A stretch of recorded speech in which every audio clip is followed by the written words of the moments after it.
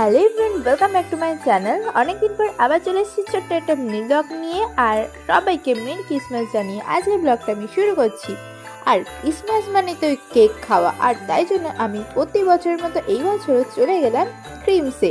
তো চলো আমি কি কেক কিনলাম দেখাই তোমাদের। এই দেখো, এই দুটো স্ট্রবেরি ফ্লেভার আর একটা চকলেট ফ্লেভারের কেক নিয়ে নিলাম। আর তোমরা দেখতেই পাচ্ছ প্রচুর ভ্যারাইটিসের কেক রয়েছে, আর খুব সুন্দর করে ক্রিমসটা সাজানো হয়েছে, সত্যি দারুণ লাগছে।